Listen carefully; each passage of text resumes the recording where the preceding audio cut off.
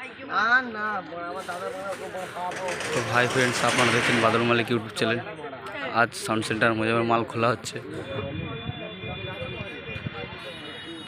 আবার মালটা ভাড়া যাবে বর্ধমানের সাইডে।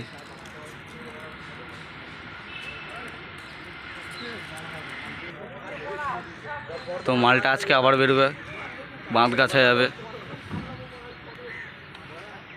দেখতে পাচ্ছেন মালটা খোলা হচ্ছে আজকে। মালটা আজকে আবার বিকালে বেরোবে। কাল কম্পিটিশান আছে, আরও সেট আছে।